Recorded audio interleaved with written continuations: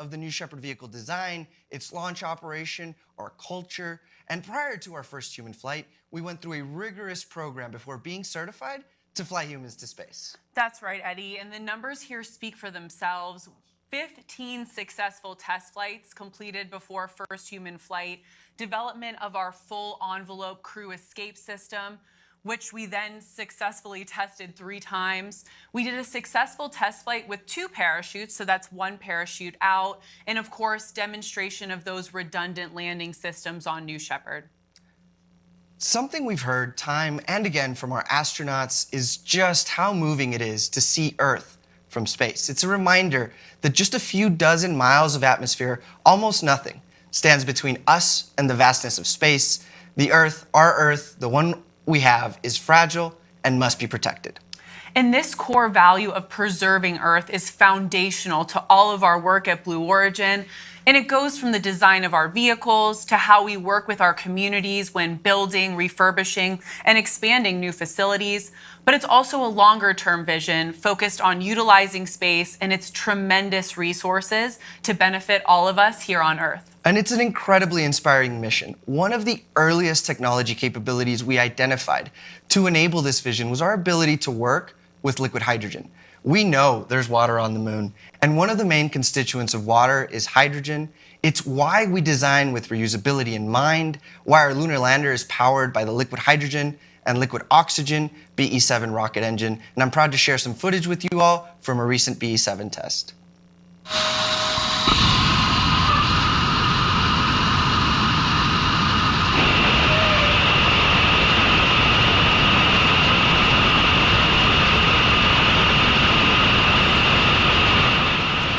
As you can see from that video, we never stopped working on lunar technologies here at Blue Origin. This BE-7 test is actually just from earlier this year at NASA's Marshall Space Flight Center. Huge shout out to our Huntsville, Alabama test team. What an incredible crew.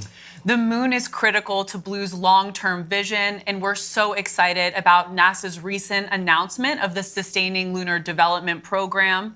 Our lunar capabilities like BE-7 are advancing so quickly because they're directly tied to other programs at Blue Origin, like the BE-3 engine flying on New Shepard today. That's right, Jackie. The BE-3 is also powered by liquid hydrogen and liquid oxygen, and because of that, we get to practice critical elements of our future moon landings.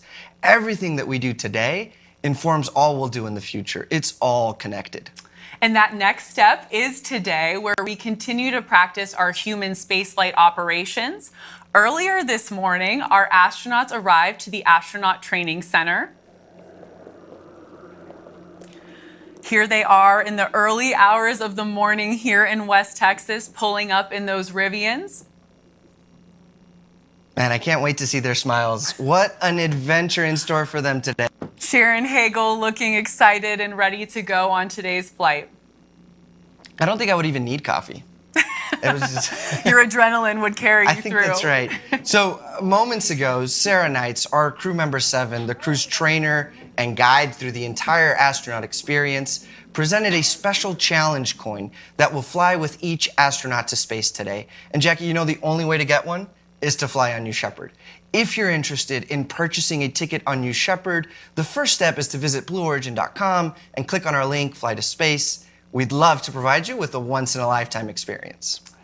Soon here, we'll see the crew exit the Astronaut Training Center, stand by in their Rivian vehicles, awaiting that official go from Mission Control so the astronaut load process can begin.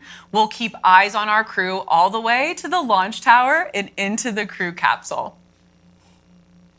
Coming up just shortly here, our crew will be exiting. Let's stay tuned for that.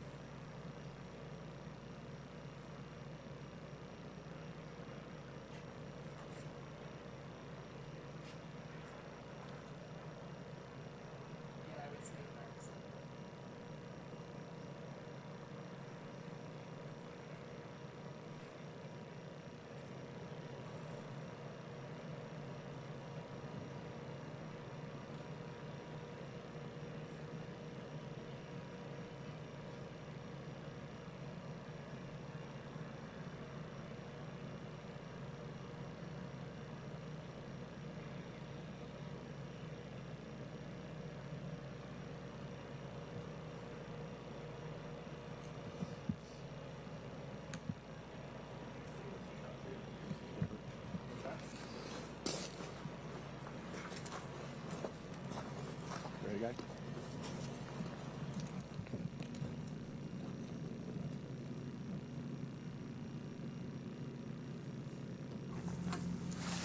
While we have a moment here awaiting our crew's exit from the Astronaut Training Center, let's check on the latest with Club for the Future, Blue Origin's nonprofit foundation.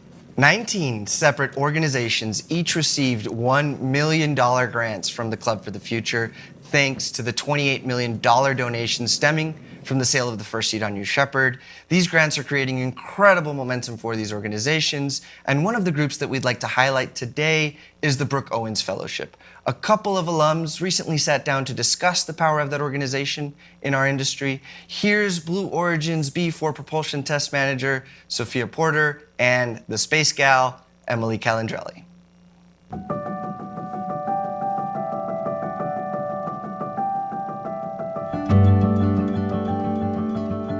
Emily, it is so great to connect today. Tell me more about your role and the Brooke Owens organization. My name is Emily Calandrelli. A lot of people on the internet know me as the Space Gal, and I am part of the executive team of the Brooke Owens Fellowship. I want to find some tangible way to make the aerospace industry better and more welcoming for women and other gender minorities. Because when you are a gender minority in a field like aerospace, oftentimes you feel a little bit left out.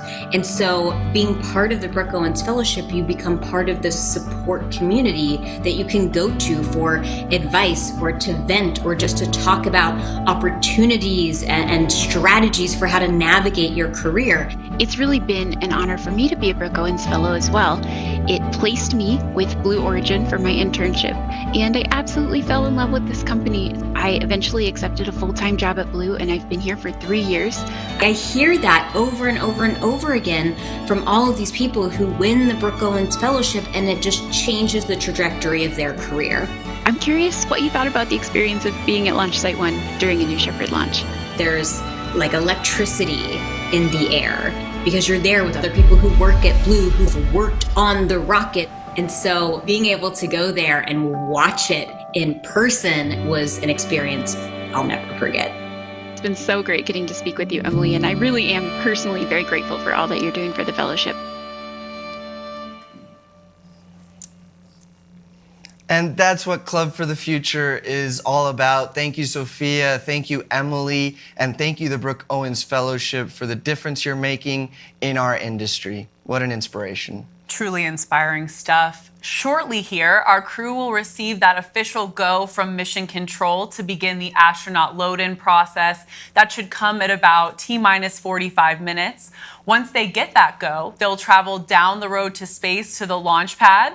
From there, it's getting real. They'll ascend the launch tower, stand by in the safety shelter, cross the gantry, and ingress into the crew capsule where Capcom, Kevin Sprague, will be communicating with them from the time the hatch is closed through the entire flight and all the way to crew capsule touchdown.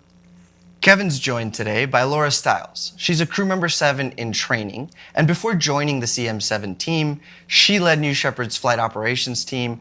Some of you may recall she was sitting in my seat here at the desk on the last launch. That's right, Eddie. You have big shoes to fill. I couldn't agree more. I hope you're ready. Laura's had a stellar career with us. She's been with Blue since 2013, beginning with the new graduate rotation program, and eventually she became one of Blue's first qualified capsule controllers. It's very cool to see her in this position, and I can't wait to see her lead her own mission as crew member 7. We are cheering on Laura from the desk today. And checking back in on Club for the Future, today's astronaut crew continued our tradition of making their own postcards on behalf of Club to fly with them to space and back today. This gives each astronaut the chance to share a few words of inspiration for the next generation. Some great art we see here. I love Gary Lai's solar system. I think that looks like. Yeah, no, I think it's a 2-scale drawing of our solar system, and then we've got some inspiring messages of being brave, and you can do it. Absolutely, you all, you can do it. All right, we're moments away from Mission Control's official go for astronaut load-in to begin. While we wait for that, let's take a quick break.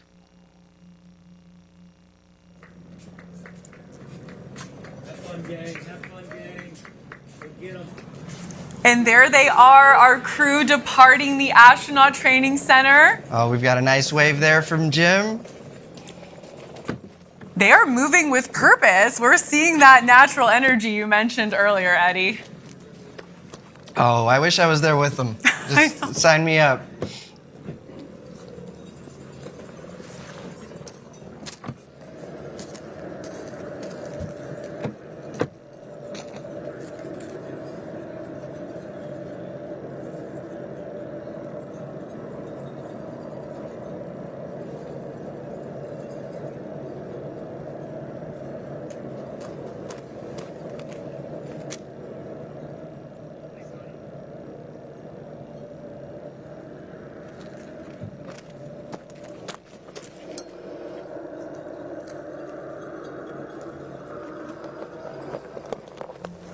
In the driver's seat there, crew member 7, Sarah Knights. If you're just joining us, welcome to Blue Origin's 4th human flight. Our crew is on the move. They received the official go for astronaut load.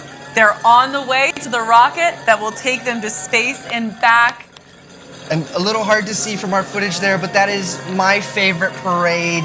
The energy is incredible. It's a chance for Team Blue. Look at Gary, look at how happy he is. But it's a chance for Team Blue, the crew's friends, family, really everyone to whoop it up and support the astronauts one last time before launch. Now, we're down there with cowbells making noise, but the astronauts, they're focused, they're calm, they look ready to fly.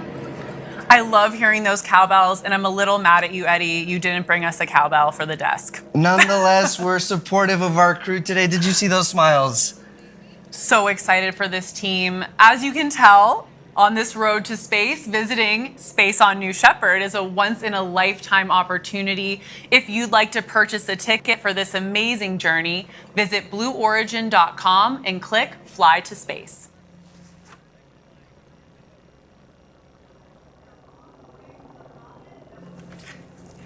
As they make their way to the rocket, let's meet today's crew. In seat number 1 is Senior Director and Chief Architect of New Shepard, Gary Lai.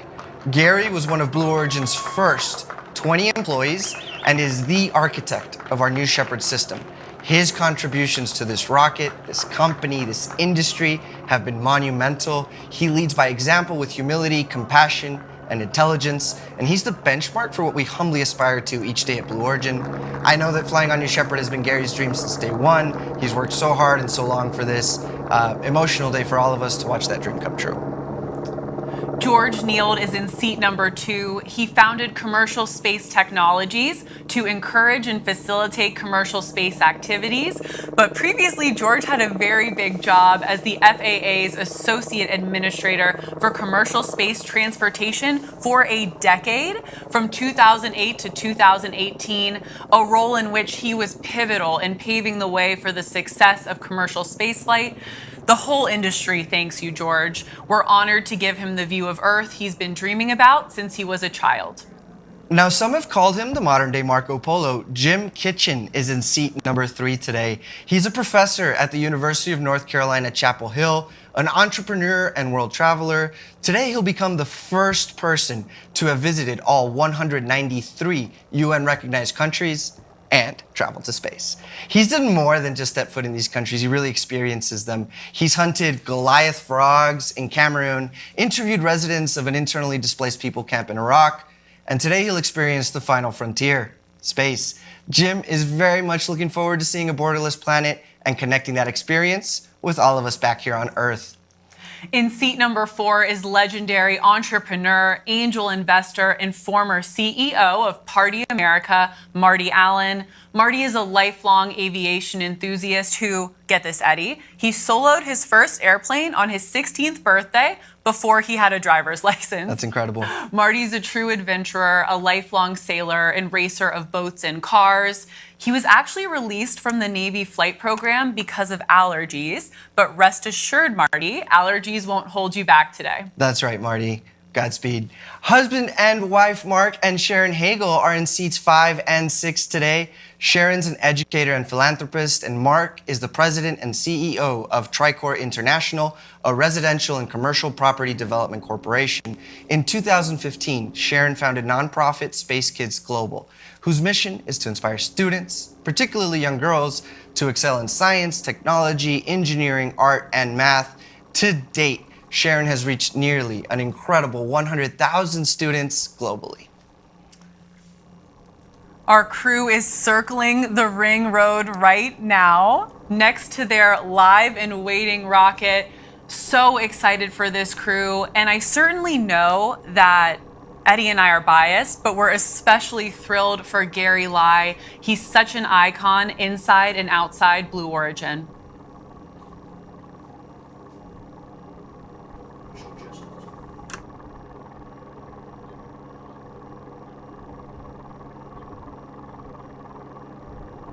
Chief Architect of New Shepard, and I've been working on the program from the very beginning. So I joined Blue Origin in March of 2004 as one of its first 20 employees, and that was actually before the New Shepard program even officially began. In that time, it was just a concept, a little bit more advanced than a napkin sketch, and I helped build the team that would eventually design and put it together. When most people look at the New Shepard, they might see the astounding technology. To me, New Shepard is about the wonderful team that I've had the pleasure to work with over 18 years. I'm one of those people, and there are a lot of us at Blue, where opening the road to space for humanity is a calling. As humans, our grandest accomplishments happen because we are explorers by our fundamental nature. There is such a grand space and universe out there with so many resources and so many things to explore. I almost would not know what to do with myself, and I have very few useful skills, I think, that are not related to flying people to space. There's very few jobs, very few professions, and very few places where you have that combination of working on something so important that is at the same time so challenging and so rewarding. I can't wait to fly on the New Shepard vehicle. Everyone we talk to that has been to space described going into space as a life-changing experience. I don't know how I'll feel, actually, on that date. Obviously, it'll be a cause of celebration, but it will also be a period of a lot of self-reflection. This is a once-in-a-lifetime, once-in-a-career opportunity to follow a program from start to finish to such a major goal. So I hope I will feel that it was as meaningful as the amount of time and energy that we put into it.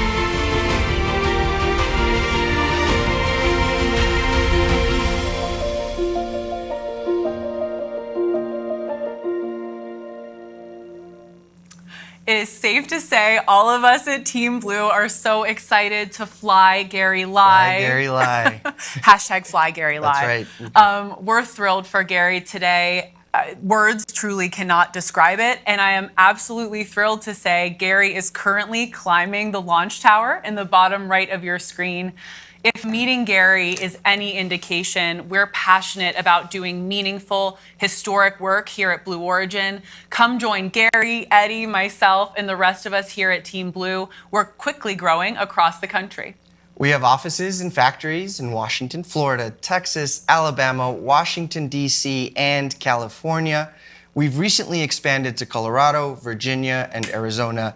Big initiatives require the best and the brightest, like Gary Lai, like Jackie, like you.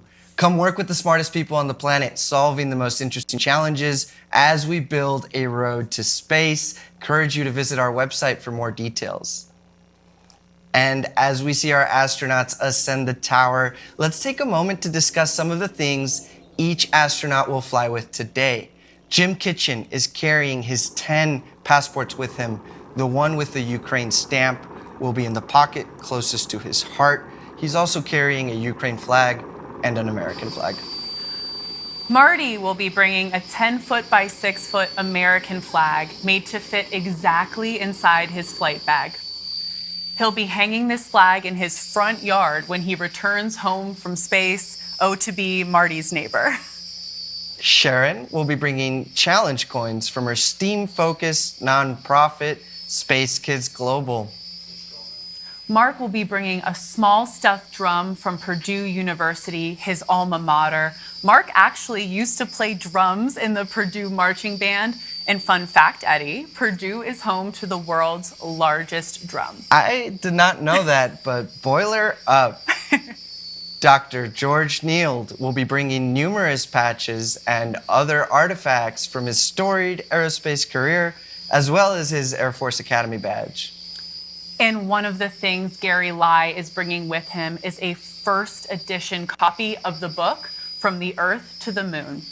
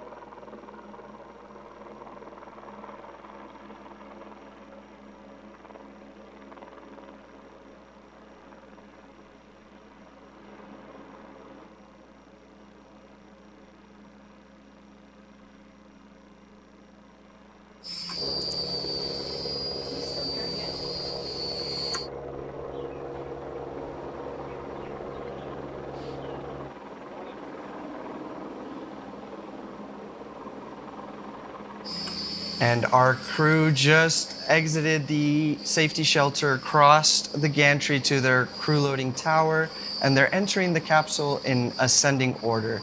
Gary Lai in the first seat, George Neild in the second seat, Jim Kitchen in seat number 3, Marty Allen in seat number 4, and Sharon Hagel and Mark Hagel in seat number 5 and 6.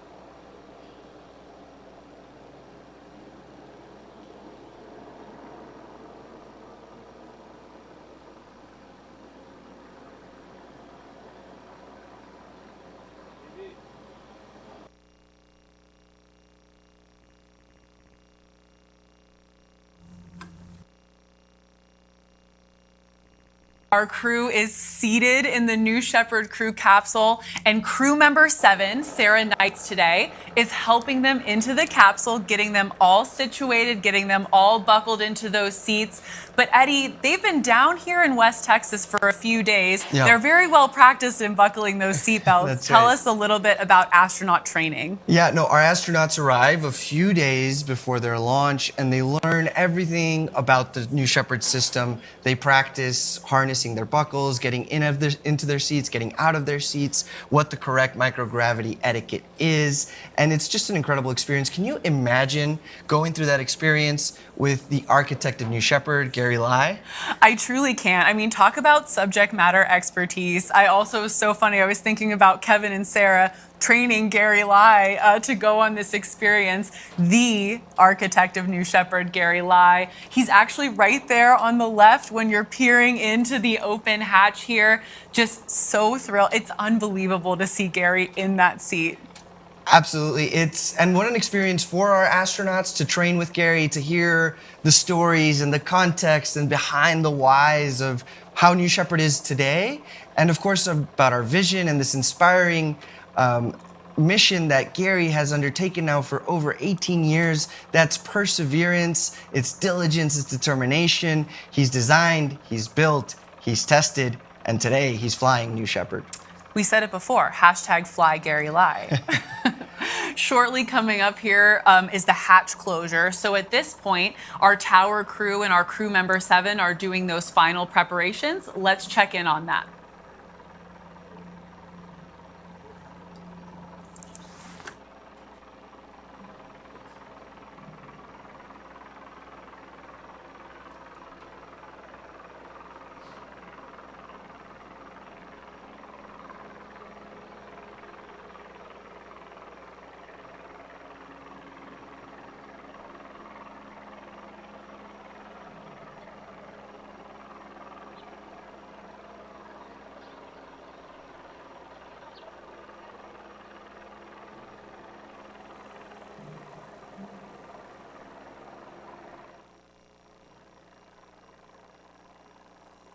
Your trap to space.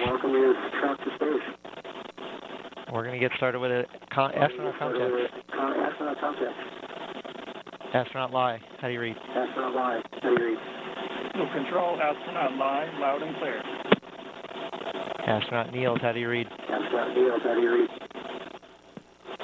Niels, loud and clear. Astronaut Marco, how do you read? Astronaut Marco, how do you read? Polo, loud and clear. Astronaut Marty, how do you read? Astronaut Marty, how do you read? Astronaut Marty, all is good. Astronaut Space Cadet, how do you read? Space Cadet, how do you read? Astronaut March, how do you read? Astronaut March, how do you read? Astronaut March, stay okay. All right, Blue Control has all astronauts loud and clear. Astronauts loud and clear. At this point, Sarah's out. Sarah's out. You're going to see Felix for a moment, and then we'll be getting into...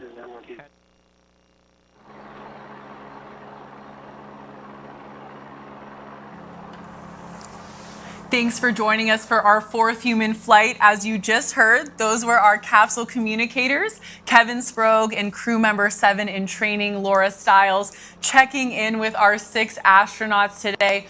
George Niels, Sharon and Mark Hagel, Jim Kitchen, Marty Allen, and the architect of New Shepard, Blue Origin's very own Gary Lai, are loaded into the RSS First Step, awaiting a life-changing experience to space and back. And we just had a great shot of Gary and his smile, and of course, the RSS First Step over the hatch. It means reusable spaceship.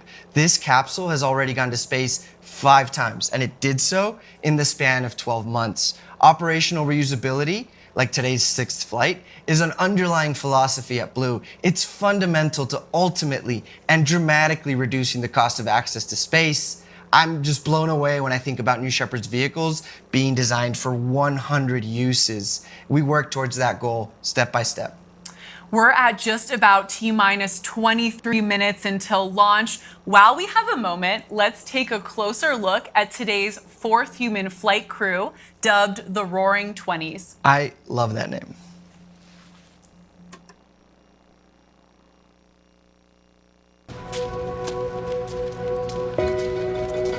I've really been interested in space since I was a child. Used to cut out articles in the newspaper about the space chimps and the Mercury astronauts.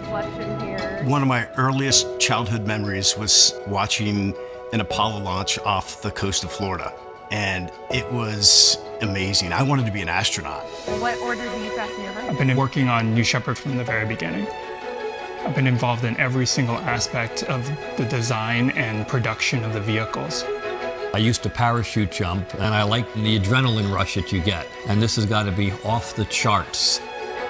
Our family has always thought we've been crazy because we do some high experience things. And I think by the time we got to this one, there was a little bit of acceptance that that's who they are, and there's not a whole lot we can say about it.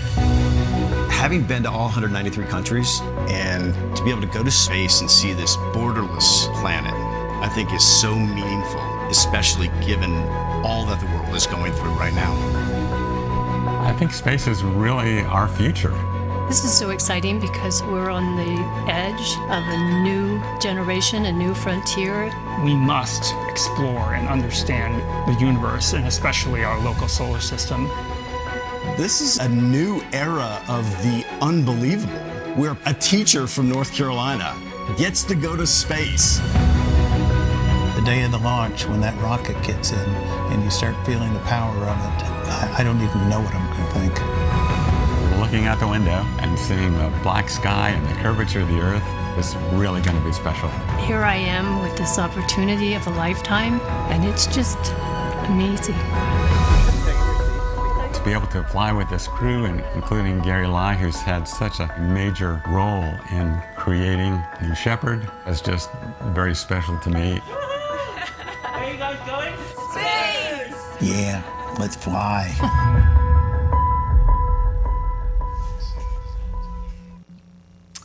The crew, the Roaring 20s, are in the capsule, and that hatch is closed, Eddie. I love the name they gave themselves. An ode, I think, to so many things. This is New Shepard's 20th mission. That's right. We're in the 2020s. And we're... maybe the roar of that BE-3 engine. I think it's the roar, but it's also the fact that this is the new era of commercial human spaceflight, and what a time to be alive. I love it. Let's go with that.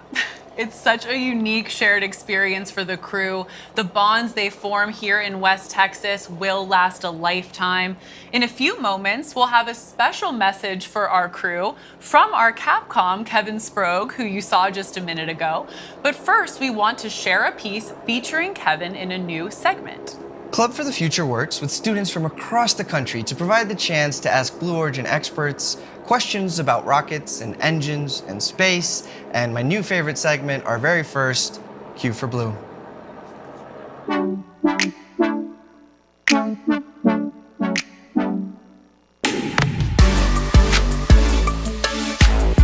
Hi, my name is Hazia Puga. I go to SEAM Academy and I'm from Lexington, Kentucky. Right now in physics, I am studying gravitational energy and mass versus weight. My question is, what is the speed of the capsule on re-entry with and without the parachute? Thank you. This is a great question because it really shows you the effect of our atmosphere on a spacecraft. The descent phase of flight starts at the very top of the capsule's ascent, called apogee, which happens around 350,000 feet. At this point, the capsule comes to a momentary complete stop and then begins to fall back to Earth, accelerating the entire way, reaching speeds of over 2,000 miles an hour, more than 3 times the speed of sound. Once the capsule re-enters the atmosphere, its wide, flat-bottom shape causes drag. The capsule keeps falling at about 250 miles per hour until the moment the parachutes are deployed. Once that happens, the capsule speed drops to an easy 16 miles an hour, and our soft landing system activates just before touchdown to give the astronauts a nice, gentle landing.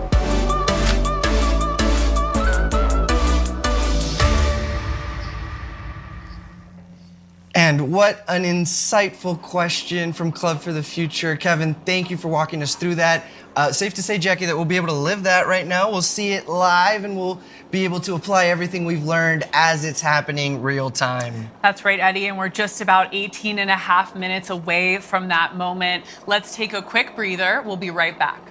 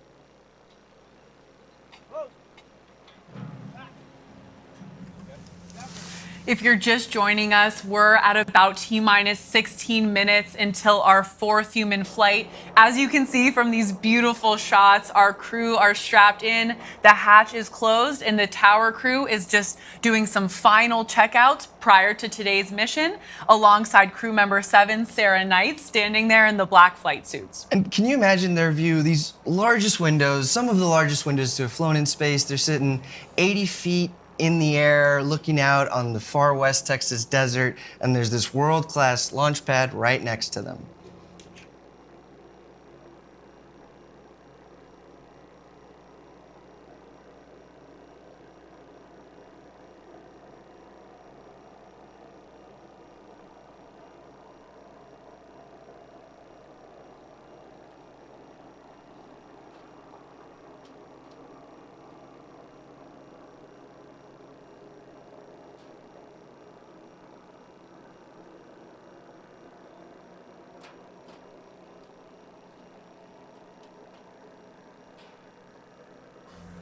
Crew member 7, Sarah Knight, waving to the crew as she departs the tower. I think I saw a thumbs up.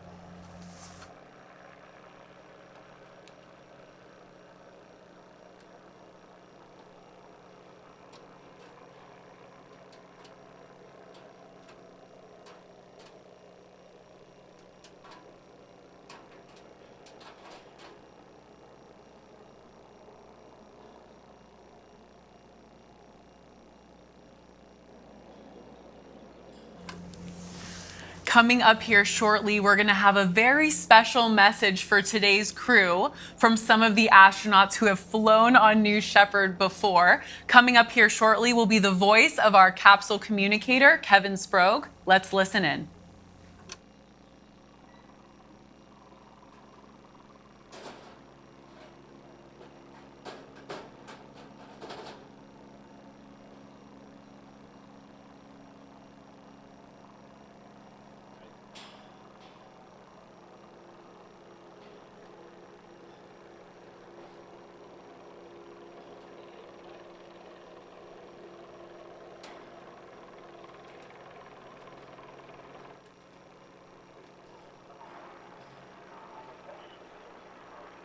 crew, the NS-19 crew, who called themselves the Original Six.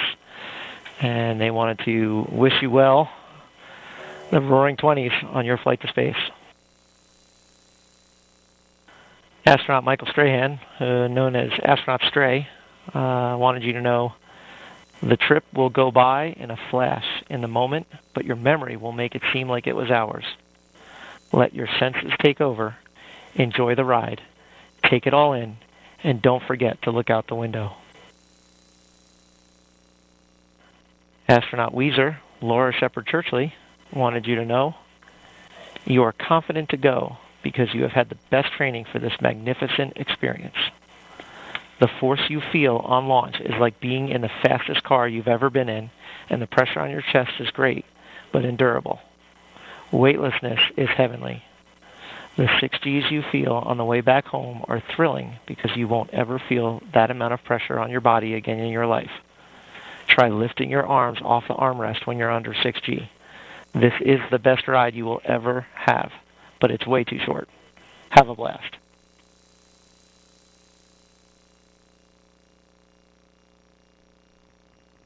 Standby 1.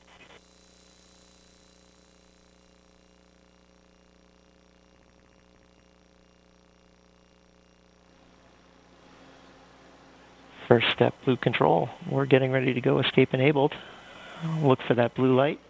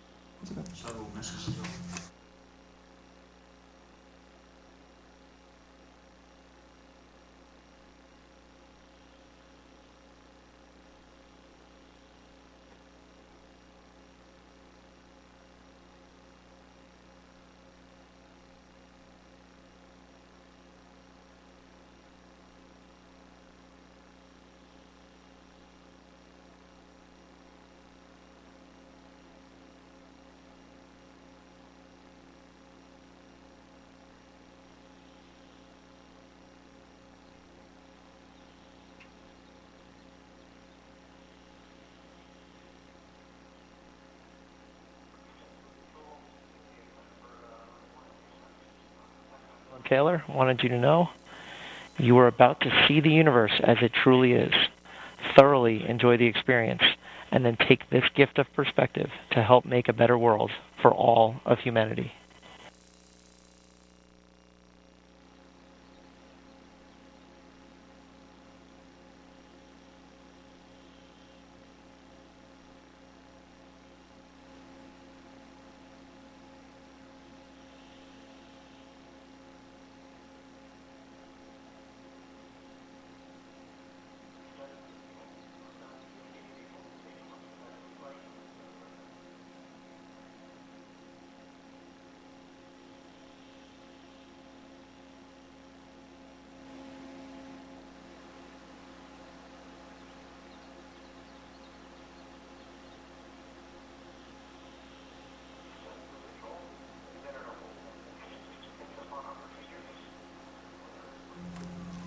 It's so cool to see the community of Blue Origin astronauts getting a little larger, launch by launch, step by step. We had a few messages there from the previous crew, the original 6, and just what perspective. I think I heard that New Shepard is the best ride ever, too.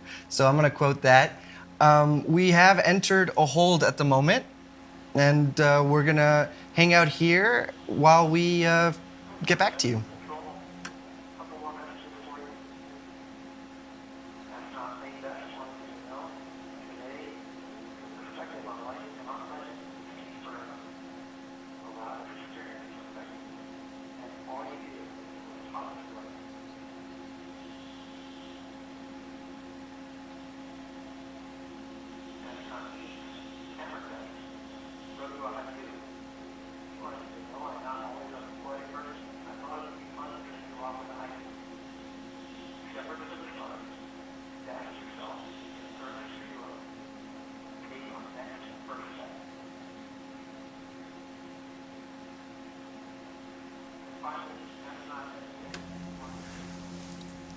Thank you for joining us for our 4th human flight.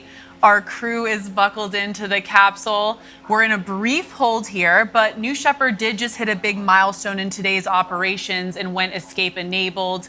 Eddie, tell us about the significance of this moment. That's right, Jackie. Escape enabled is a pivotal moment in our flight preparation. Earlier, we talked about the full envelope escape system that we've thoroughly tested here in West Texas, all the way from the launch pad to max Q to near apogee escapes. So this system enables our mission assurance today, and so they've got a lot of roomy space in the capsule, 15 cubic meters to float around, but they will be protected the entire time by this escape system. Of course, safety is at the center of everything we do here at Blue Origin. We'll be right back.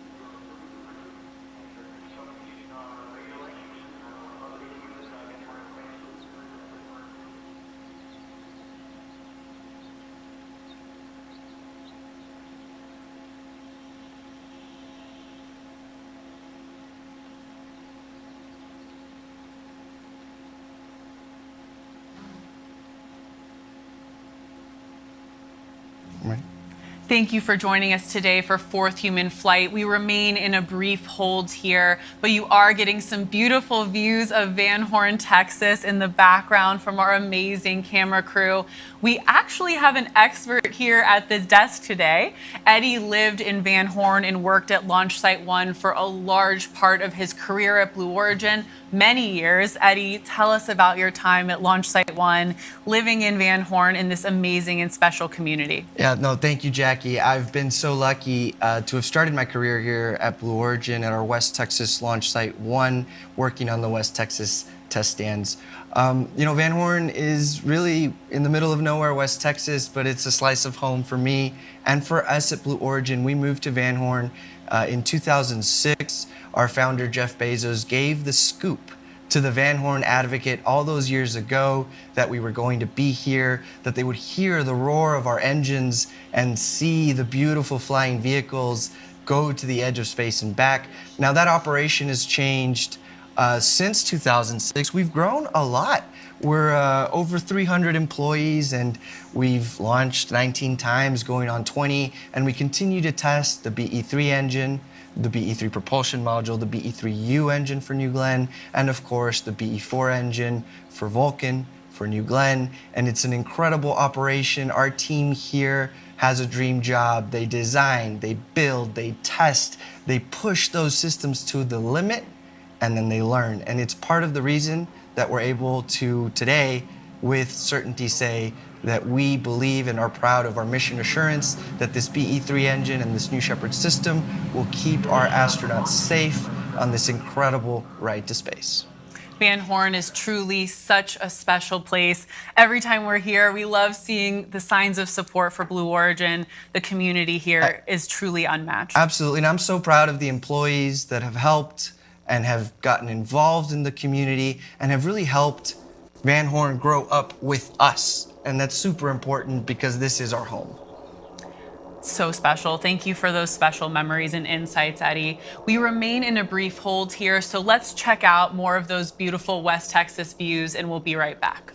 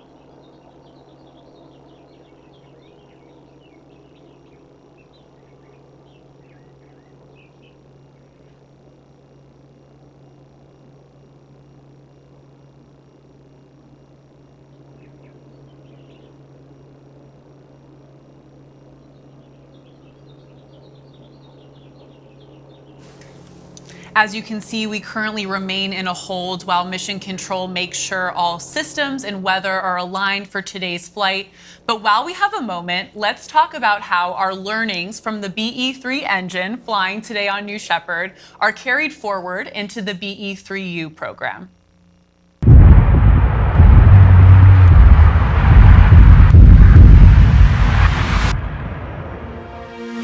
Here at Blue Origin, we're building the next generation of American-made rocket engines. And liftoff. We picked hydrogen for New Shepard so that we could get the learning that we needed for our ultimate orbital launch vehicles. We need the performance from hydrogen for the upper stage. The BE-3PM engine is highly reusable, human-rated. It provides a really good opportunity for us to practice. Since we've been able to fly BE-3PM on multiple New Shepard flights, we learned a lot about how to operate a hydrogen-oxygen engine. So now we have taken the BE-3PM design and optimized it for use in space as a second stage engine for New Glenn. We call it BE-3U. The BE-3PM is about 110,000 pounds thrust, and the BE-3U is 160,000 pounds thrust. There's 7 BE-4s that are the booster engine for New Glenn.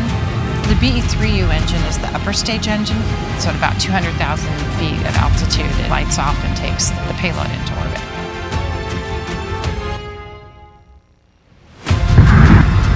We're engine testing now. We're doing a few design tweaks based on what we've learned, and by the end of this year, we should be up to full rate production. It is just an exhilarating feeling to watch all of our hard work come together and see that engine actually come to life.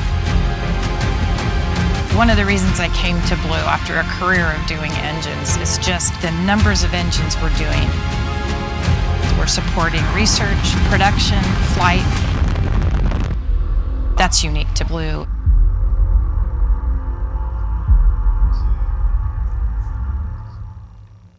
I thoroughly enjoyed all of those shots of our West Texas test stands. You know, Jackie, when I first moved to West Texas, I started on the BE-3 engine test stand. We call it the Geeks test stand, the Giant Engine Experiment test stand. And it's a prolific test stand that tests both the BE-3PM version and the BE-3U upper stage version. For a little over 10 years now, that test stand has been testing full-scale BE-3 engines. They've ratcheted up 1,000 different hot fires and over 100,000 seconds of test. So when I say it's prolific, it's because they test day in and day out. Our propulsion test operations here at Blue Origin are just truly incredible. I'm always inspired by what the team can accomplish out here in West Texas, down in Huntsville, Alabama. Truly impressive and inspiring stuff.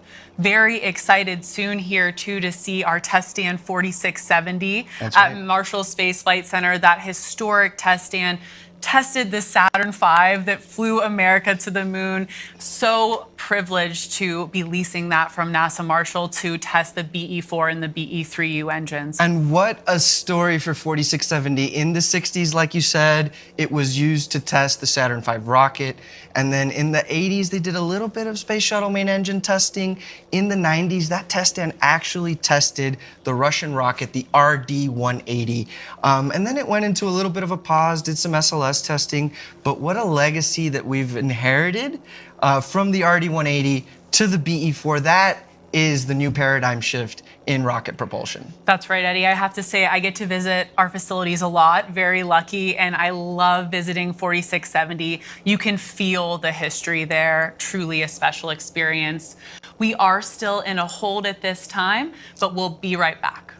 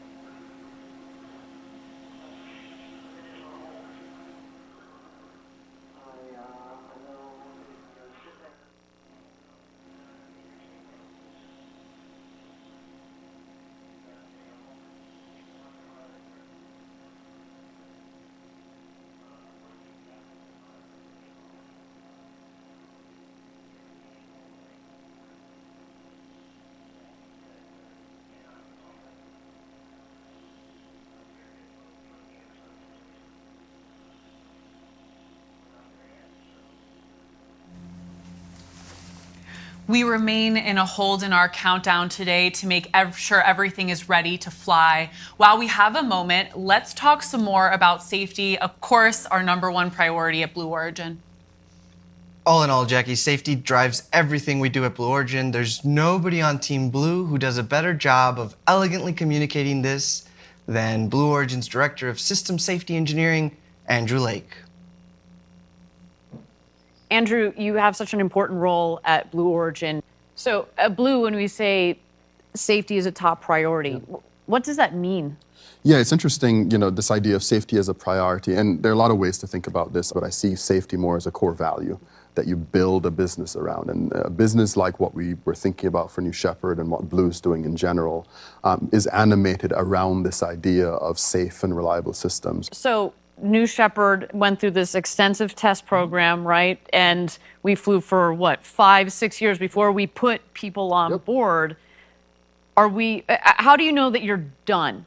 In a certain sense, instilling safety into both the vehicle and the how it operates. Yeah, there are a couple of ways you kind of go about it. The first thing you have to do is you have to set goals, safety performance goals, safety performance thresholds, to help you understand when you've met those thresholds. But in any program, you're never really done. You always want to look for opportunities to improve the system, both operationally, both for safety, both for reliability as well. And so we always have to maintain a humility that comes with flying rockets with these kinds of energies involved. And so we, and the ops team that we're about to go fly this mission, I've never seen a team more diligent, more patient, and the constant awareness and the vigilance required to raise issues and make sure they're addressed before we decide that it's time to fly people. It's taken a team of people to get to this point, to be flying people on New Shepard. What would you say to this team? I'm humbled to work with this team. It would be lying to say that 3 people who happen to have voted as part of a much larger tech for human flight certification are the people who decided that we're safe enough. Hundreds of people have put their blood, sweat, and tears into this program. Each of them just immensely individually focused on not just the safety of the system, but the reliability of the system.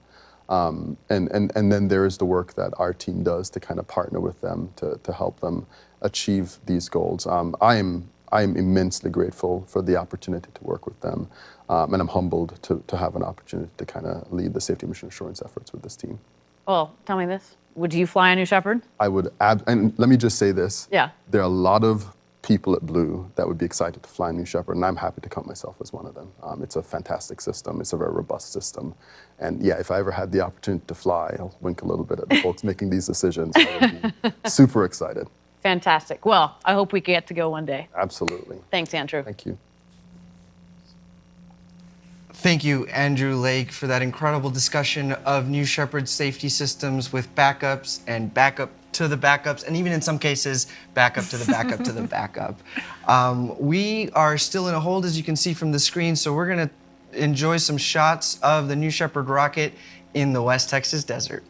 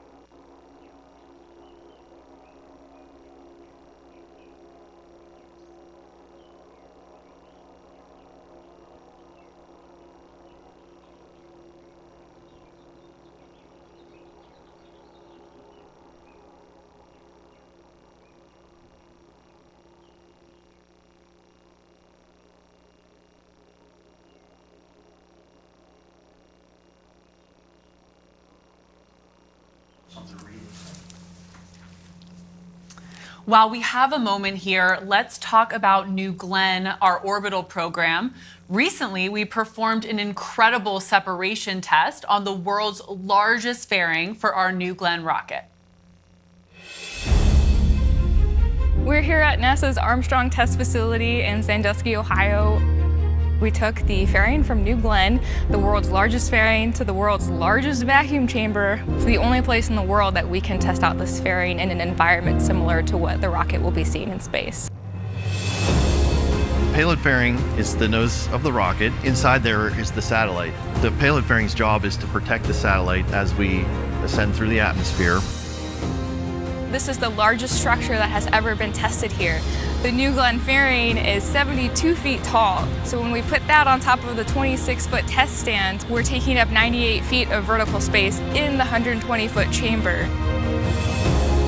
This jettison test is a huge milestone for us. We'll be firing ordnance that will separate the fairing within the chamber.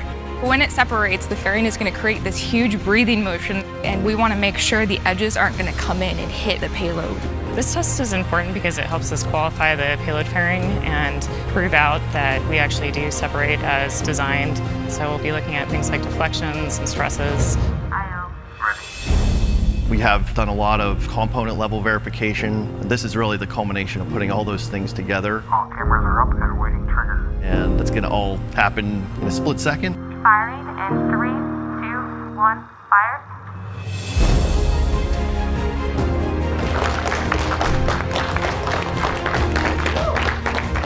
It separated as expected. We collected a lot of really good data. After this first shot, we're going to test again. And once that is successful, we say, yes, the fairing is good to go.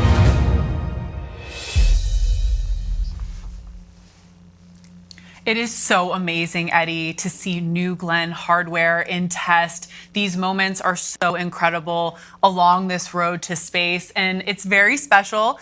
I'm going to say something nerdy and lame, Eddie. It's very special to be testing New Glenn at NASA Glenn. That's right. We love that. We do remain in a hold here to make sure all systems are go for today's launch, but we'll be right back.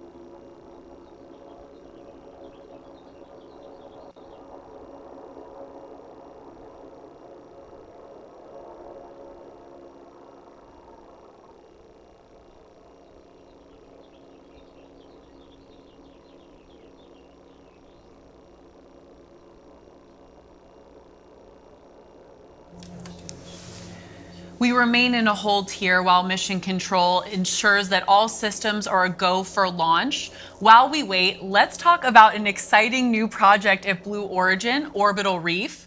Blue Origin, in partnership with Sierra Space, is developing Orbital Reef, a commercially owned and operated space station to be built in low Earth orbit. The Orbital Reef team includes Boeing, Redwire, Genesis Engineering, Amazon, Amazon Web Services, and Arizona State University, which brings proven capabilities and new visions to provide key elements and services, including unique experience from building and operating the International Space Station. Let's take a look.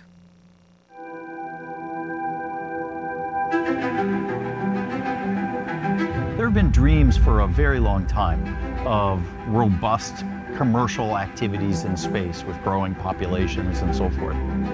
Now we have access to systems that cost less to launch and land, and we now understand how to build destination systems that last for a long time. It's the commercial world in which advanced capabilities get normalized and become a part of everyday life. Orbital Reef is a full-fledged commercial space station. Think of it as a village. Think of it as many different organizations and people in their own parts of Orbital Reef doing their own activities, where all types of companies can come together and do research and/or production, and also provide opportunities for tourists to come and just experience what space is like. It's an ecosystem that will allow ideas to grow, to germinate, whole new fields and areas of economic arena, new science that we can't even imagine now. Orbital Reef starts with two strategic partners, Blue Origin and Sierra Space. These two together have the fundamental elements that give us both transportation of cargo and crew and the destination system essentials. In addition, we have a set of expert teammates, which includes Boeing, who will be developing our research module. We'll be providing crew and cargo transportation with the Starliner, and when the Orbital Reef is operational, we'll provide all of the operations and maintenance necessary to sustain the Orbital Reef. Genesis, who are developing the single-person spacecraft for suitless extravehicular activity. ASU is going to bring together this international group of 14 universities to work with Orbital Reef on the ethics and guidelines of research, on how we can bring to bear all of our expertise.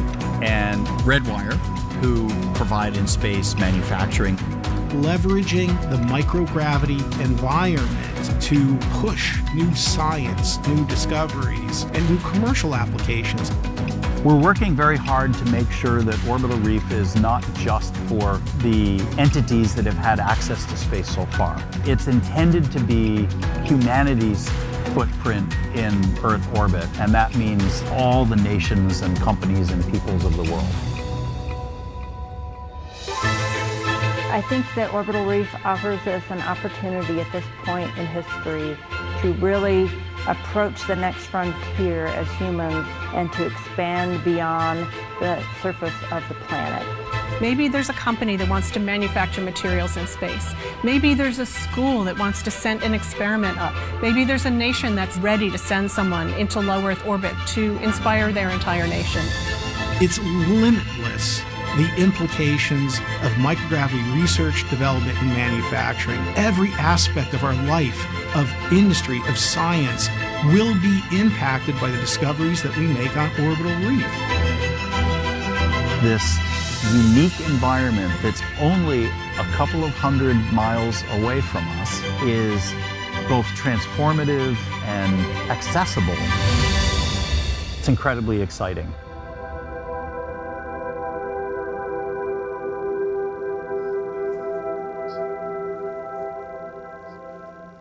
Our team is absolutely honored and thrilled to have received an award from NASA to continue advancing our Orbital Reef partners alongside our teammates. We actually at Blue Origin do have a lot of great experience with conducting this kind of microgravity research. Eddie, New Shepard has really been the test bed for this at Blue Origin. Can you tell us about that? I'd love to, Jackie. We've got an incredibly capable payload integration management team that has flown over 11 successful payload flights on New Shepard, getting these researchers 180 seconds of microgravity and just advancing science as we know it. So kudos to them, and I'm just so proud of them, Jackie. I am as well, Eddie. With that, let's take a quick breather and we'll be right back.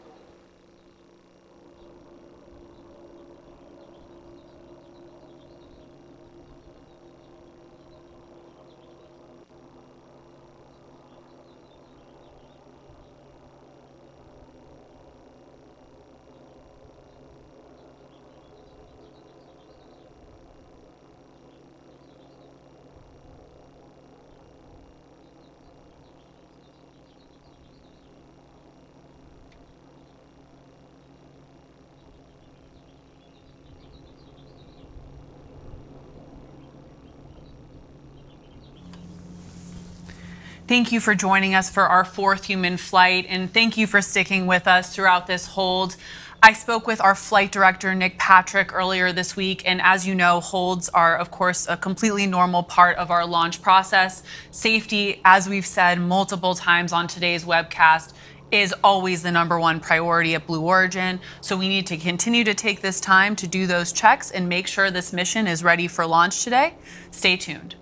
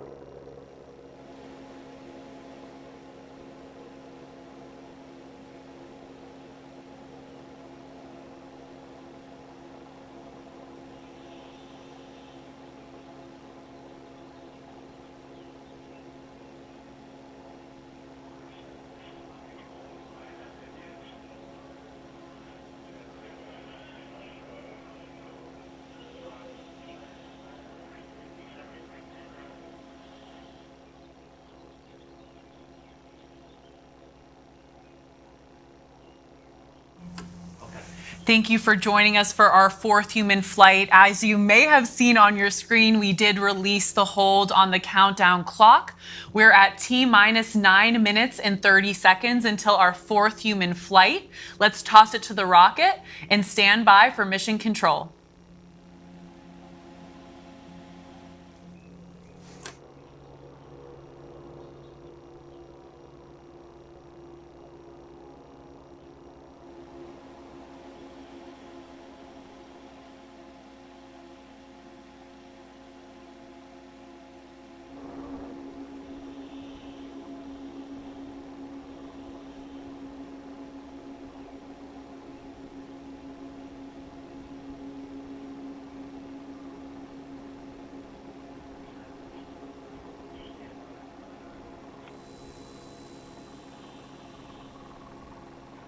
All stations, this is the flight director on Channel 1 and UHF voice for the go pull for terminal count and launch. Capsule. Go. Booster. Go. Ground. Go. Safety. Capcom. Go. Engineering. Go. Copy all goes. This is flight director. New Shepard is go for launch. Booster, commence the terminal count. We'll go flight. As you just heard, we are go for launch for our 4th human flight. We're so excited for the Roaring 20s crew. Let's take a moment and take in the sights and sounds from Launch Site 1 as the minutes tick down on the launch clock here in West Texas.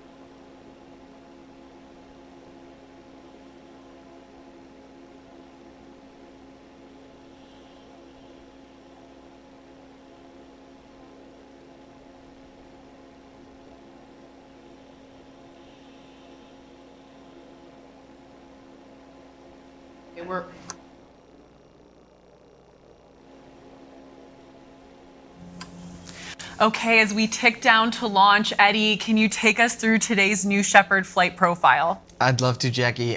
So at T-minus 2.5 minutes, we effectively hand control over to our auto sequence. The flight controllers are essentially hands off. The rocket then gets ready to light the BE-3. Ignition happens at T0, followed by bootstrap and throttle up. Liftoff occurs at T+7 seconds, and that BE-3 engine powers the New Shepard vehicle through the atmosphere. Just before 1 minute, the vehicle reaches max Q, that's maximum dynamic pressure, the point of maximum stress for the structure. At 2 minutes, that main engine shuts off. We call that MECO, and at 2.5 minutes, the New Shepard vehicles separate into two, and the astronauts are free to float about the cabin. The PM reaches apogee at 4 minutes and starts to re-enter the atmosphere due to Earth's gravity. The fins steer back to the landing pad. The drag brakes deploy. The engine restarts for a nice, soft landing. Meanwhile, the astronauts were able to enjoy some microgravity time because the gumdrop shape of the capsule was much slower to re-enter. As that capsule pierces the atmosphere, we see drogues, we see mains, and shortly thereafter, the terminal deceleration system that causes the capsule to land on a cushion of air, that poof of dust. Touchdown, welcome back, astronauts. I'm so excited. Thanks, Eddie. We're just about T-minus 5 minutes until liftoff. The 6 people on that live rocket are getting close to launching to space. Let's check in with them on the pad.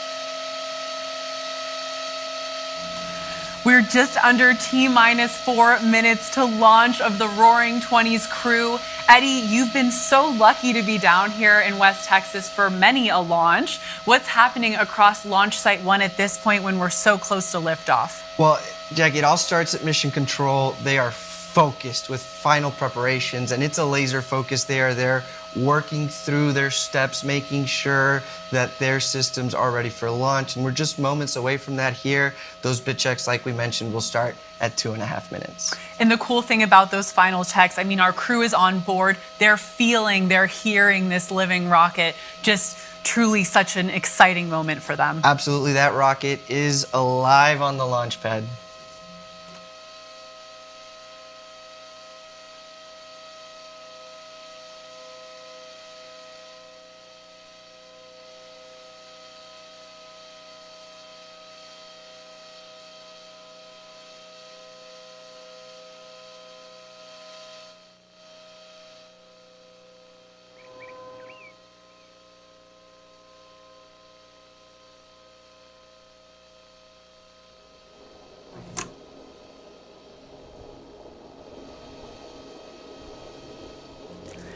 Thank you for joining us. As you've noticed, we've just entered what we expect to be a very brief hold here, just a few minutes. Stay tuned.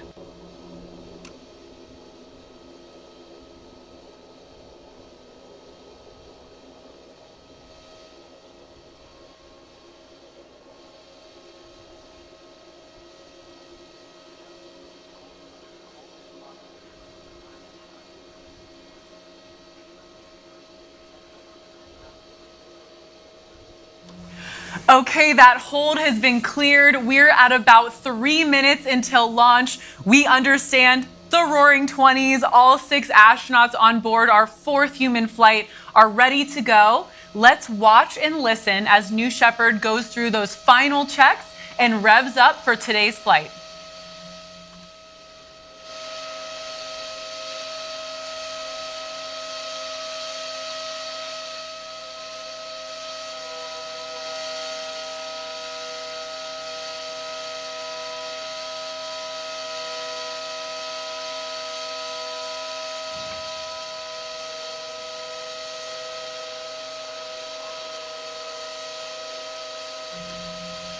And Jackie, as we mentioned, we've now entered auto sequence, so this rocket is going to automatically prep itself for launch. I can't wait to see what shows on our screen as the rocket prepares for liftoff.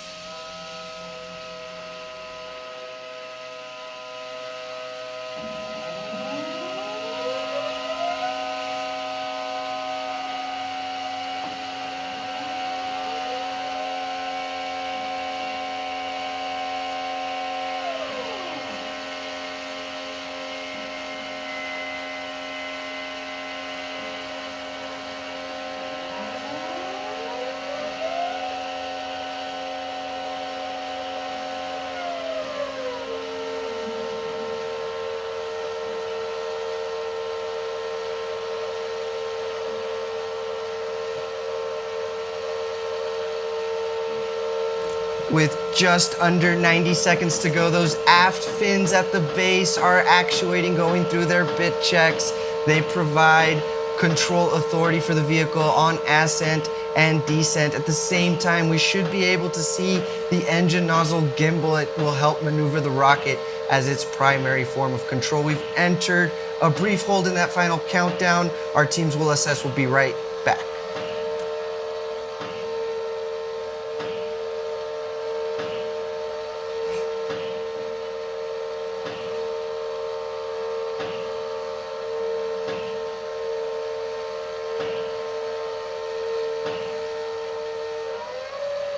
That hold has been released. We're at about T-minus 1 minute to liftoff.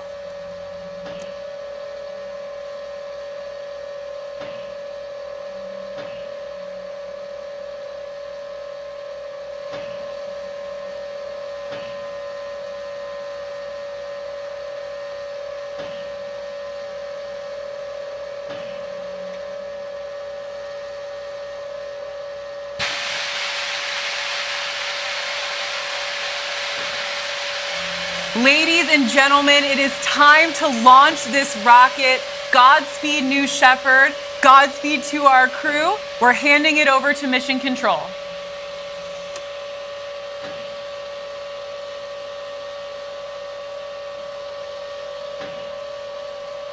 T-minus 10, 9, 8, 7, 6, 5, 4. Command engine start. 2, 1, 0.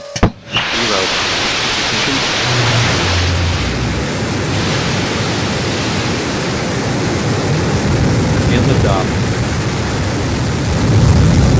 Shepard smooth tower.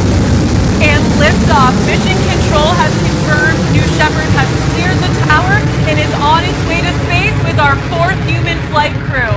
Godspeed, New Shepard. Godspeed, the Roaring 20s. Enjoy this ride. You can see on the lower left-hand side of your screen, we are gaining speed as New Shepard lifts off towards space.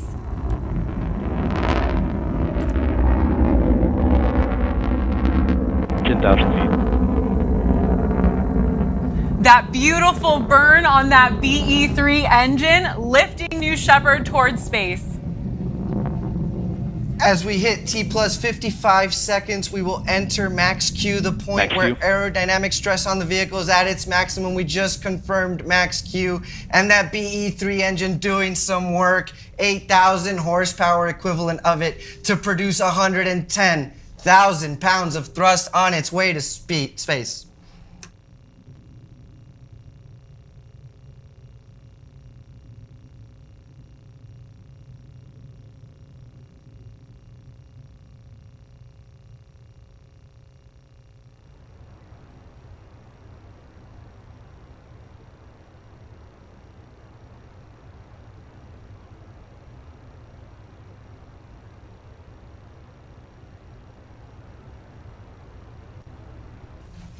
We have a beautiful shot of the BE-3 engine there and its colorless exhaust. That's what happens when you mix liquid hydrogen and liquid oxygen. That is steam powering the rocket all the way up to the top. Here in 20 seconds, the BE-3 will throttle back, shut down, and will reach main engine cutoff. Stay tuned.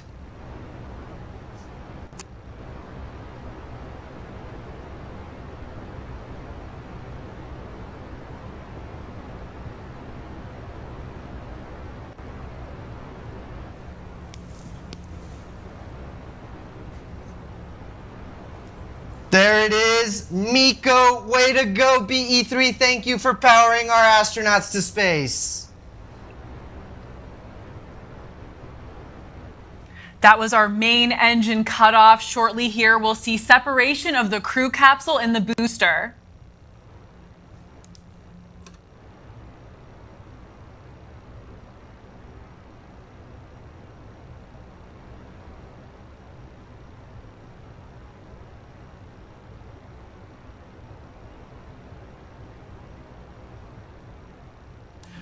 At this point, our Capcom Kevin Sprogg will momentarily cue the astronauts to unbuckle their harnesses and start floating around the capsule. Welcome to Zero Gravity, Gary Lai and crew of the Roaring 20s.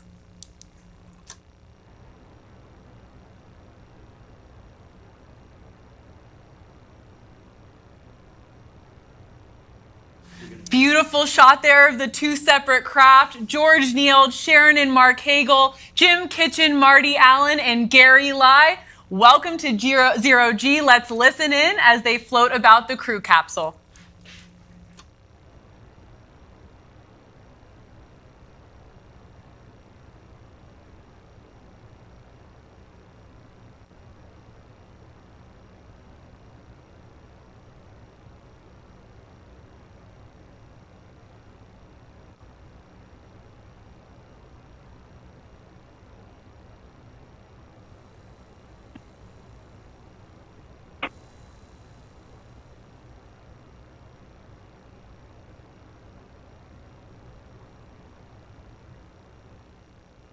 What? What? All right.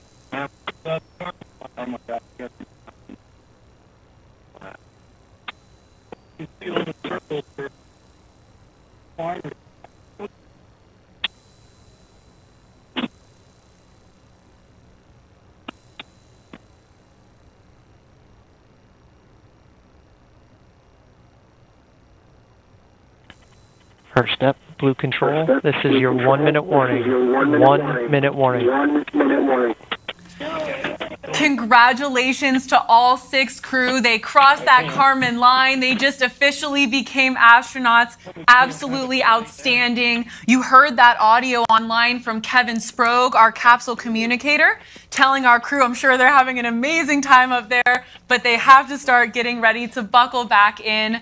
Shortly here, both the crew capsule and the booster will be descending. That's right, Jackie. So unofficial numbers, but we saw an apogee of 351,000 feet. So definitely well into the Kármán line, well into space. Congratulations, astronauts.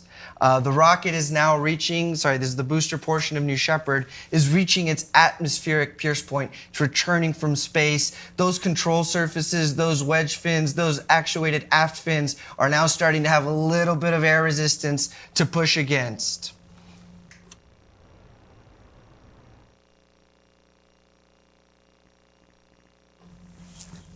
The booster will reach its maximum re-entry velocity, which is just under Mach 4. That's 4 times the speed of sound. And it's an incredible booster shape coming back down over the West Texas desert against those Texas blue skies. This is the fun part.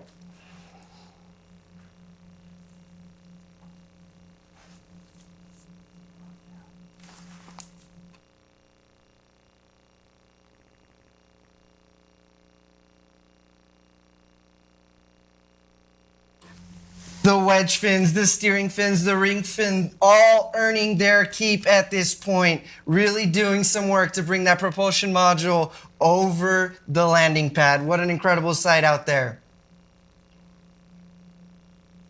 Here shortly we'll see the air brakes deploy that will cut the velocity of the booster in half. There it is. This is a critical step in slowing the vehicle down before the BE-3 engine is reignited for the final portion of the descent.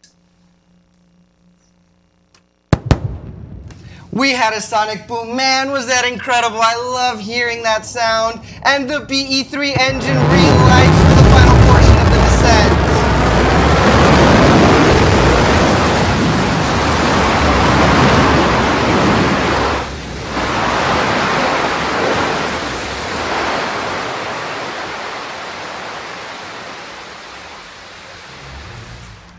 Touchdown, New Shepard. Welcome back to Earth. What an incredible feat of engineering required to bring this rocket back safely, reuse it. All I can ever say, Jackie, is wow. Wow, Eddie, truly, no matter how many times we've seen this happen, a live booster landing onto that landing pad will take your breath away. And I have to say, Eddie, the char on the side of that New Shepard booster, there's nothing like it. Right above that feather looks like, and we see, of course, the New Shepard propulsion module beginning to dump some of the excess propellants. That's a key step for our reusable booster. We'll vent the tanks, we will inert them. That'll maintain the cleanliness throughout and allow that booster to turn around and fly again. We've got a great shot there of the capsule. There go the drogue parachutes they've deployed on our crew capsule to slow it down.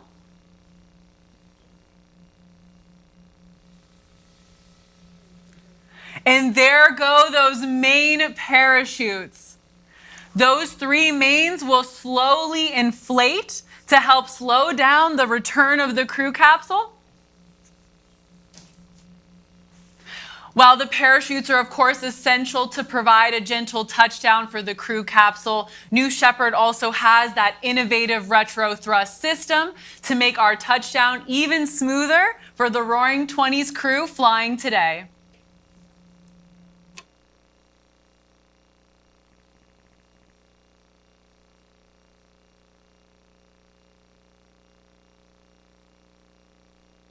From the blackness of space to the beautiful West Texas desert, our crew is getting an experience right now.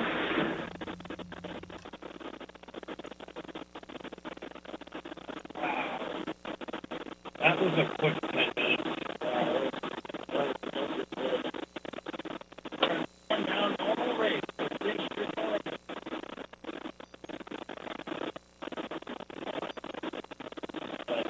Get ready for the ground rush.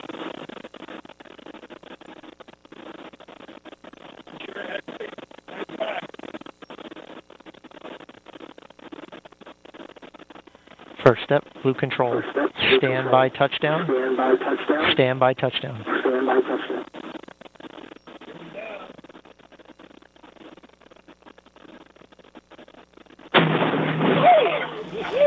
Woo! Crew capsule touchdown. Welcome back, the Roaring 20s and astronaut Gary Lai. That sounds like some happy crew members there. From the sounds of it, maybe all landed back safely and are doing great. We'll get confirmation from Mission Control here shortly. What a beautiful shot of that booster and capsule in the West Texas desert for what looks like a wholly successful fourth human flight. That West Texas does kick up there for our crew, welcoming them back to Earth. At this point in the mission, our team is preparing landing safety operations and recovery of our astronauts from the crew capsule. We'll be on the ground at the landing site to follow that action in just a bit. And hopefully, Eddie, hopefully. talk to some of the world's newest official astronauts.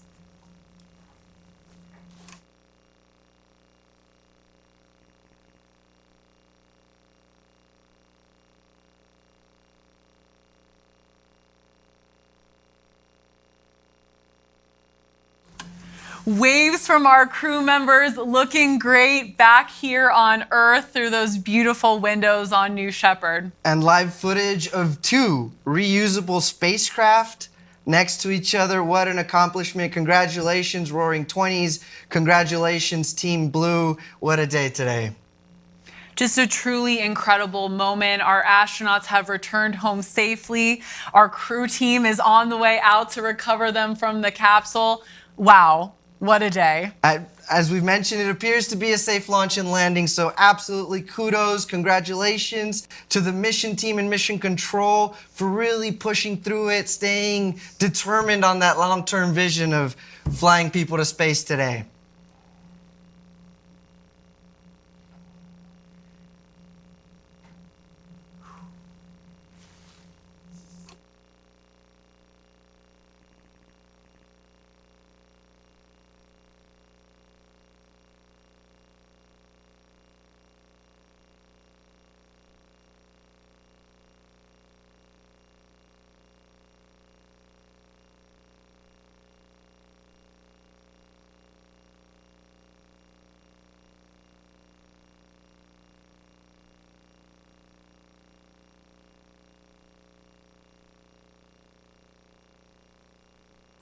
Mission Control has officially confirmed, I think we can see it from the windows, but they've officially confirmed they've spoken with all 6 of our astronauts and they are doing great. Our crew has put the roaring in New Shepard 20. I think it is safe to say here today, Eddie, absolutely thrilled for these 6 astronauts. And we've got just incredible shot right now of the desert, the mountains in the back, the blue skies. I can't wait to hear from these astronauts. What will they have to say about their experience today?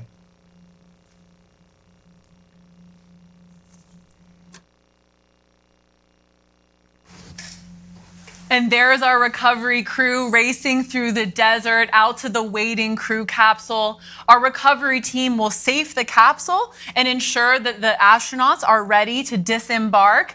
Shortly thereafter, they'll be followed by their friends and family. Eddie and I know they can't wait to give them a big hug and welcome them back to Earth.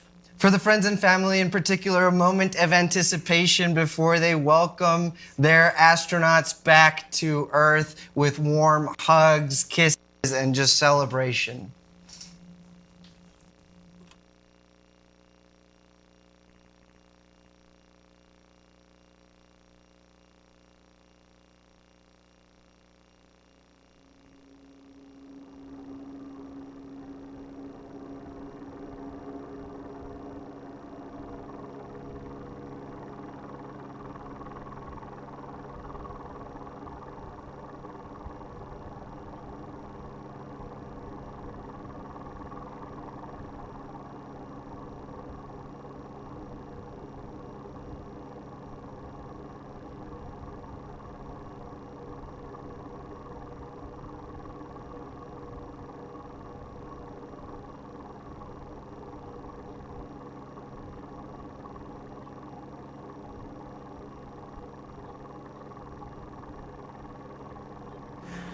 Thank you for joining us for what was a successful fourth human flight. Our recovery team has arrived on site. Stay tuned here because hopefully we'll be able to again hear from some of our crew members about these amazing experiences. Stay tuned.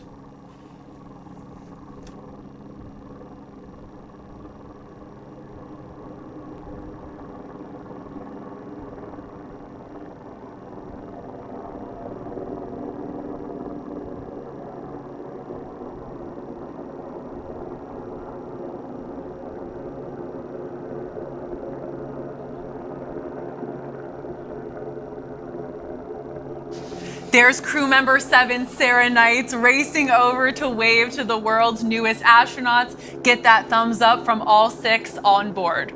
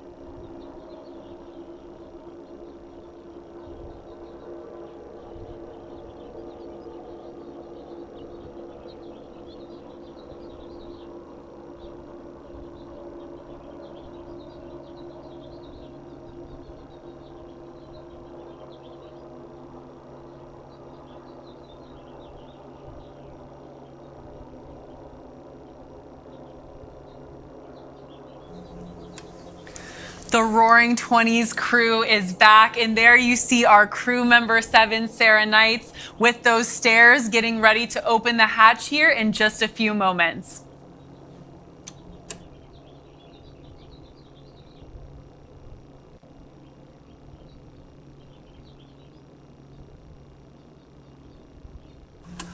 Beautiful shot there of our crew with their ride in the background, venting the propellants like Eddie mentioned just a few minutes ago. And we see the vehicles approaching the crew capsule. That's going to be friends and family. And hopefully, as we said, we'll get a few words from our newly minted astronauts.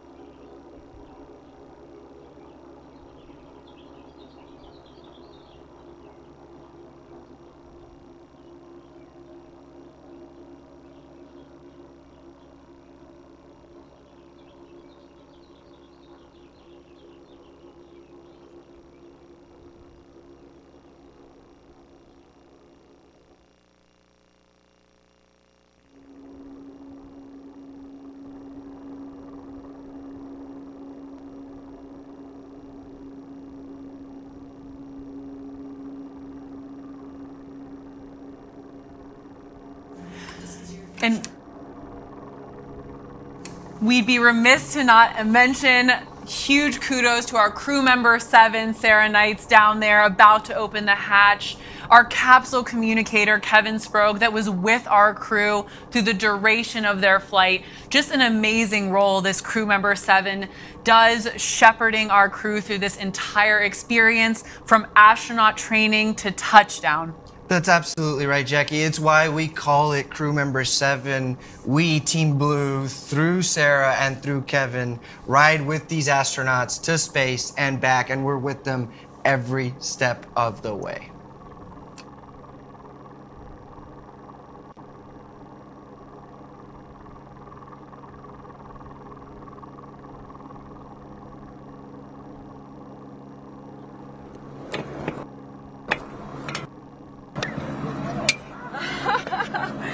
Welcome back to Earth, astronauts!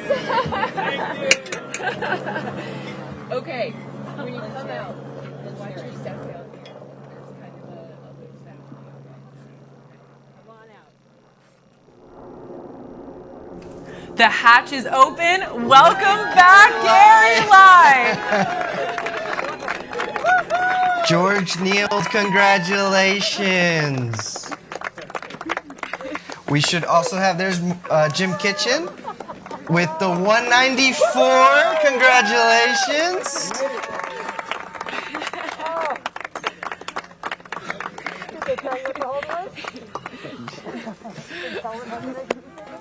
Thank you, Marty Allen, for writing the space today. As we promised, allergies did not hold Marty back today. And there's Miss Sharon Hagel with the fist pump. Congratulations. And last but certainly not least, Mark Hagel. Welcome back, Mark.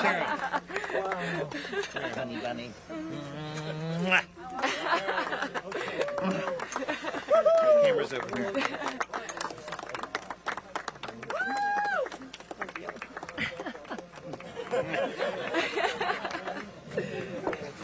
Whoa.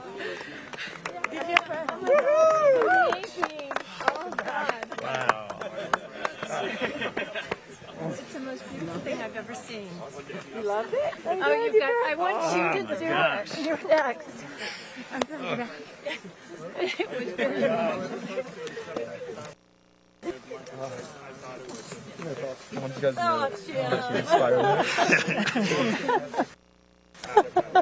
I don't know that I could even, words could do that justice. Let's have to feel it. Yeah. Was it awesome? How was it going up for you? Was it everything you'd hoped for? Was it everything you'd expected it to be? It was different. I mean, I don't know, because I've never been in the centrifuge, so I mean, I felt my skin pulling taut. And I think more dramatic than even the 0G was the throttle back from 3G. When we throttled down, I felt like I was rising there. And even the entire time I felt I was in 0G, I felt like I was falling towards the ceiling. Yeah. So it was intense, and I did get a little bit of a feeling of vertigo. Really? So, okay. Yeah. And I know most of the astronauts have said in the past that they haven't felt nauseous. I did feel a little bit of nausea, for sure. Yeah. What about the windows? Oh, yeah, it was like being outside. It was like being... Wow, that's so good. Absolutely. It was a beautiful, clear day. I don't know exactly what we were seeing, but we were seeing...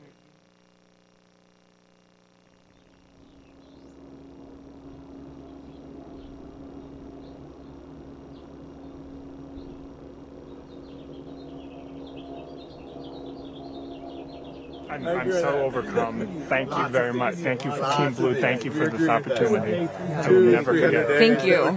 Thank you for making this real, and making it a possibility for us to be able to send people.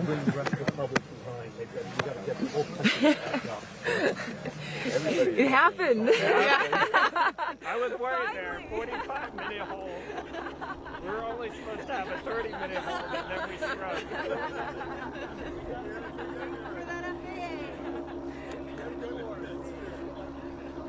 Yeah, did you talk to George about that?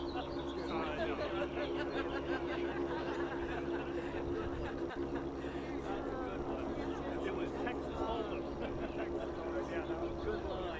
Thank you. Do you want me to put this on? Jim, show me what do you have here? Yeah, this is we were joking 193 in space. It was scary on the line. What is 193? 193 is the countries that I visited. I brought all of my passports with me, representing all of the countries in the world, and this was pushing that final boundary, going to space. And let me tell you, that was an out-of-body experience.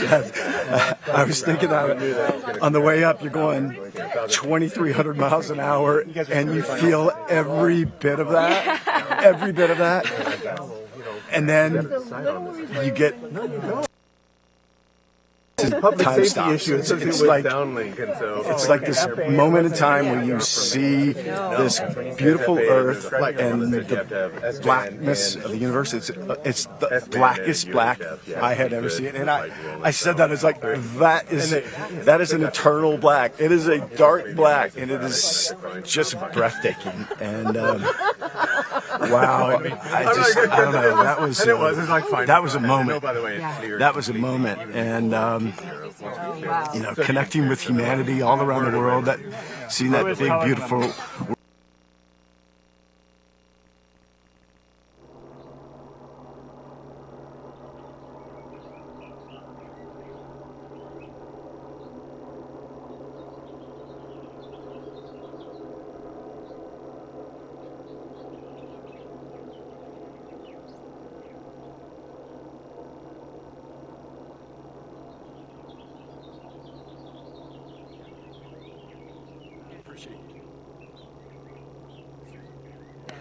And go Tar Heels! Yes, go Tar Heels.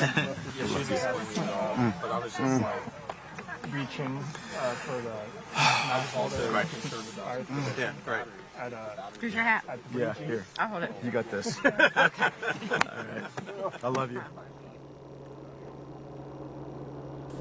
Amazing words from their incredible experience. So special to hear from our crew. Also coming up here shortly will be our special astronaut pin ceremony. Stay tuned for more.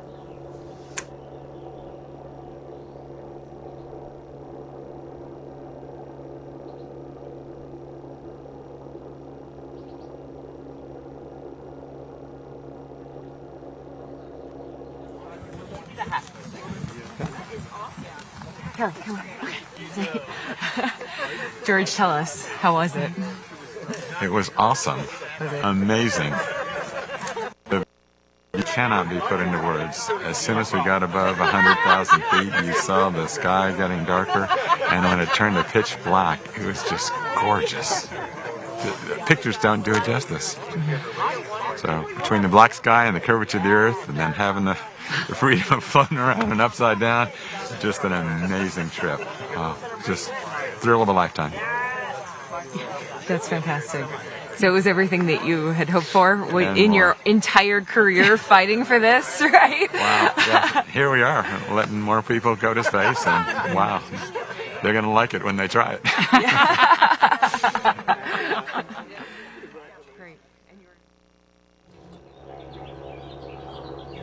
And there you have it from Dr. George Neild himself. Pictures don't do it justice. You'll just have to see it for yourself. That's right. And George, what an amazing, amazing moment for him. He's been a public servant his whole career, advocating for the commercial space industry, and to have just become an astronaut himself on a commercial space flight, what a moment.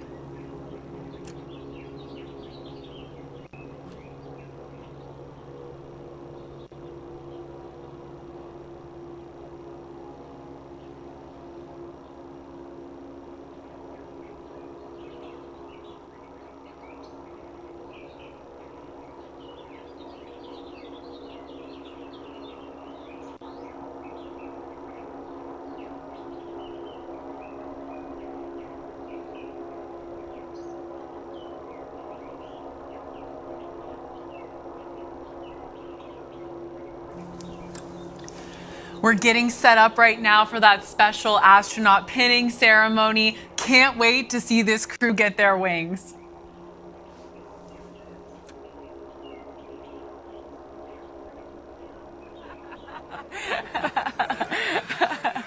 So what do we doing? Just tell me what happened. What was your experience? I think going up, I was thinking it was going to be 50% weightlessness and 50% the view. When we got up there, it became 5% the weightlessness and 95% the view. The weightlessness was neat, but the view of looking to space, which is as black as your uniform, seeing the Earth, and then you could look down, and you know how the farmers, when you're in a plane, they have the circles? You could see all those, and it was incredible. We just got to get, all of America's got to get caught up to this, and we need a lot of people up here. I'm still stunned for words. The weightlessness was great. We weren't up there long enough to really enjoy the weightlessness, where you could eat and play with objects. It's the view. You look out of an airplane at 35,000 feet and realize that we're, 10 times that height up there. It was unbelievable. It's got to be for the astronauts who go into space, where it's all black. That's got to be incredible. I'm just thinking, God, I wish I were in the blackness looking back. It's unreal.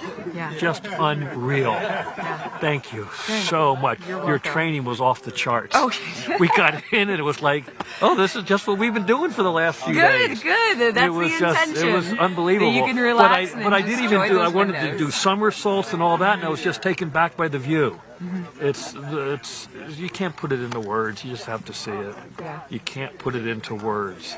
And coming down, that's where you really felt the G's coming down. When we separated, the capsule almost felt like it was starting to fall right then. You know, that feeling, and then you just realize you're there, and you can't describe it. Yeah. It's just unbelievable. Anyway, Awesome. That's it. Cut. Thanks, Frankie. Thank you.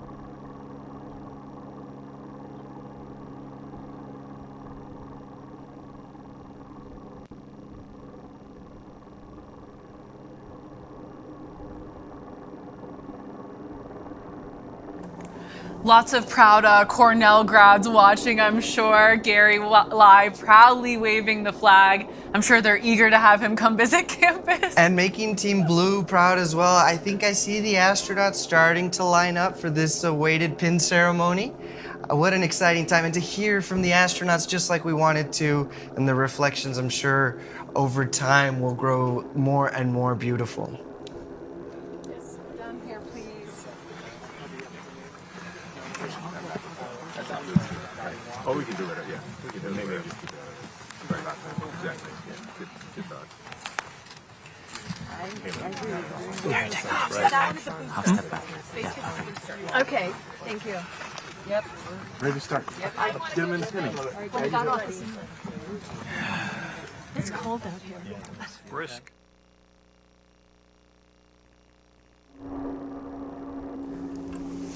And here to lead us through this very special pin ceremony is our Vice President of New Shepard, And his Audrey 20 Powers. crew. Woo!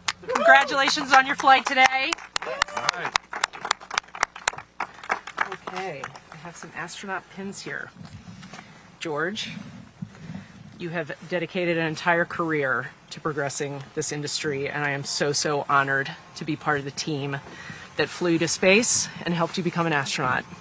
Thank you. On behalf of an entire industry, thank you very much for your work, and congratulations. Thank you, George! Here.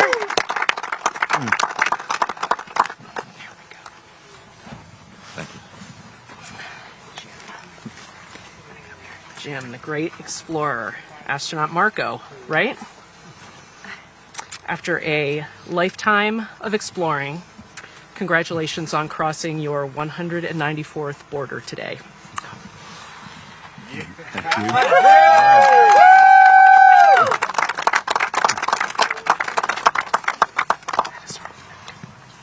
Thanks. Marty, right one, Marty, also a great adventurer. I hope that the view out the window was even better than you thought. Fabulous. It was? Fabulous. Good. Congratulations on this most grand adventure. When are we going again? That's right.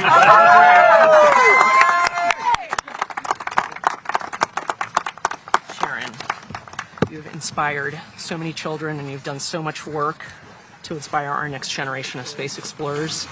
Thank you very much for all the work you do with our next generation, and congratulations. You're making cry. Thank you. You deserve it. You deserve to cry a little bit.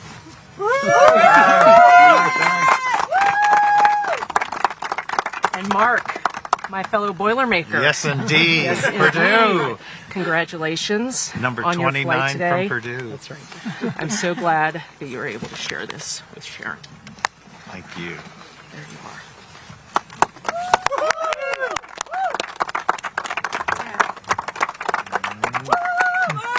And Gary, my friend Gary.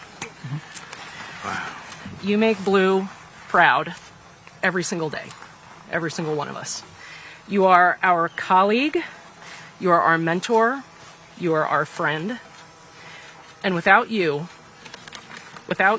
none of this is possible. On behalf of a deeply, deeply grateful Team Blue, congratulations and thank you. Thank you.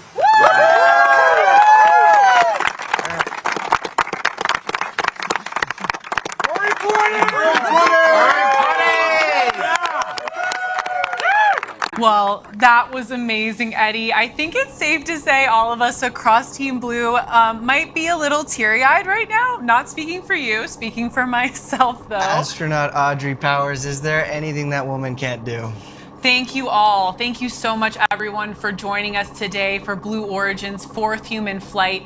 A huge and very special thank you to our customers, George Neild, Sharon and Mark Hagel, Jim Kitchen, and Marty Allen. Well, customers and now astronauts. If you're interested in purchasing your seat on a future rocket ride to space and back, it starts by visiting blueorigin.com and clicking Fly to Space. Eddie, thank you so much for sharing the desk with me today and adding your invaluable perspective from your vast experience here at Blue Origin. Anytime, Jackie. It was an honor. This was so much fun, and I'm so proud of everybody on Team Blue. The road to space is being built, and we took another big step today. If you're interested in joining our extraordinary team, please visit our careers page on the website. And if you'd like to commemorate today's launch, we have mission patches, swag, and so much more. I'm Jackie Cortez. For Eddie Seyfert and everybody here at Blue Origin, thank you again for joining us, and until our next mission, Gradatum Ferociter.